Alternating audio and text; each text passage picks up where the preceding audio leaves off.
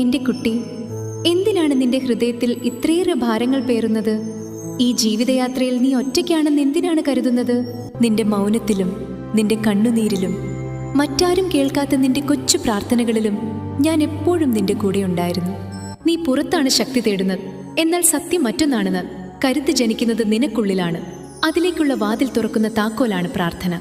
പ്രാർത്ഥിക്കുമ്പോൾ നീ എന്തെങ്കിലും ചോദിക്കുക മാത്രമല്ല ചെയ്യുന്നത്, മറിച്ച് നീ നിന്നിലെ ചൈതന്യവുമായി ചേരുകയാണ്, നിന്നെ തന്നെ സമർപ്പിക്കുകയാണ്.